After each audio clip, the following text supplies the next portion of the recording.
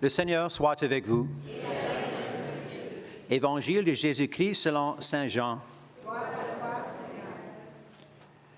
C'était après la mort de Jésus, le soir venu et ce premier jour de la semaine, alors que les portes du lieu où se trouvaient les disciples étaient verrouillées par crainte des Juifs. Jésus vint, il était là au milieu d'eux.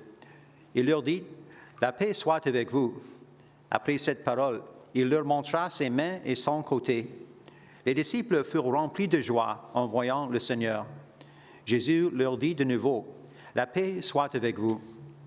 De même que le Père m'a envoyé, moi aussi je vous envoie. » Ayant ainsi parlé, il souffla sur eux et il leur dit, « Recevez l'Esprit Saint.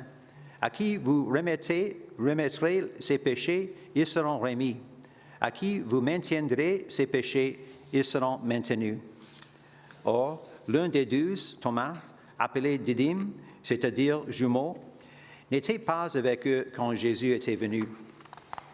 Les autres disciples lui disaient, « Nous avons vu le Seigneur. » Mais il leur déclara, « Si je ne vois pas dans ses mains la marque des clous, et si je ne mette pas mon doigt dans la marque des clous, si je ne mette pas la main dans son côté, non, je ne croirai pas. » 8 jours plus tard, les disciples se trouvaient de nouveau dans la maison, et Thomas était avec eux. Jésus vient, alors que les portes étaient verrouillées, et il était là au milieu d'eux. Il dit, « La paix soit avec vous. » Puis il dit à Thomas, « Avance ton doigt ici, et vois mes mains. Avance ta main, et mets-la dans mon côté. Cesse d'être incrédule, mais croyant. » Alors Thomas lui dit, « Mon Seigneur et mon Dieu. » Jésus lui dit, « Parce que tu m'as vu, tu crois. Heureux ceux qui croient sans avoir vu. » Il y a encore beaucoup d'autres signes que Jésus a faits en présence des disciples et qui ne sont pas écrits dans ce livre. Mais ceux-là ont été écrits pour que vous croyiez que Jésus est le Christ, le Fils de Dieu, et pour qu'en croyant, vous avez la vie en son nom. Acclamons la parole de Dieu.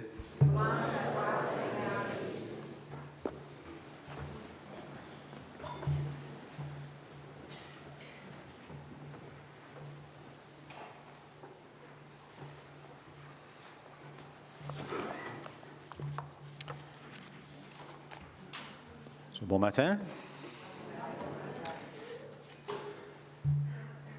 Depuis l'an 2000, le pape Jean-Paul II a commencé cette fête de la miséricorde divine.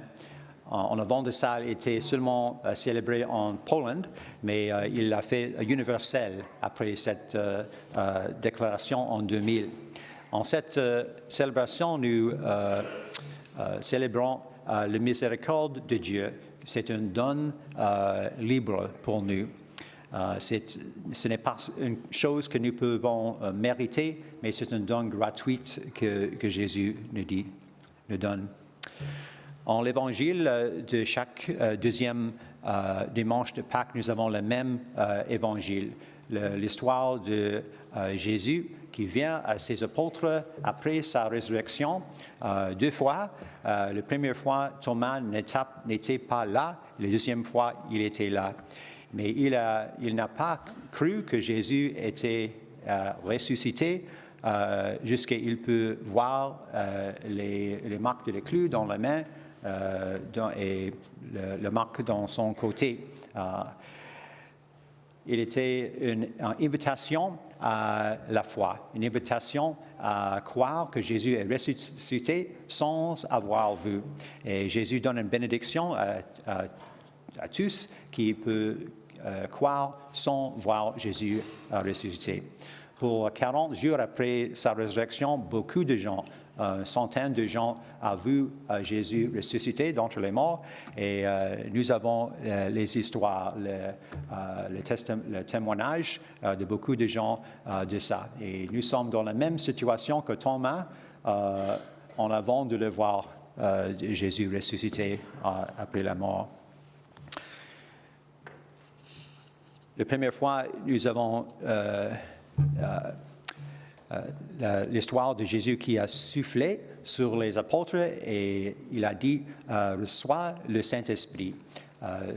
Et c'est intéressant que nous avons un sacrement de confirmation aujourd'hui où nous pouvons célébrer le don de l'Esprit Saint. Nous recevons le don de l'Esprit Saint pour la première fois à le sacrement du baptême, mais il est augmenté en le sacrement de confirmation. Nous recevons plus des dons de Dieu. Les dons de le prophète Isaïe parlent et nous allons prier pour cette don pour toi en quelques minutes aussi. So, l'invitation pour aujourd'hui dans l'Évangile est d'avoir confiance en Dieu dans toutes les choses de la vie. Et quelques ans passés, j'ai découvert un poème en anglais, mais j'ai dû essayer de traduire en français avec un peu d'assistance avec l'ordinateur. Il s'appelle « Le chemin de la vie », un poème de Tim Hansel. Au début, je voyais Dieu comme mon observateur, mon juge, gardant une trace des choses que je faisais de mal afin de savoir si je méritais le ciel ou l'enfer quand je mourrais. Il était là, un peu comme un président. J'ai reconnu son image quand je l'ai vu, mais je ne le connaissais pas vraiment.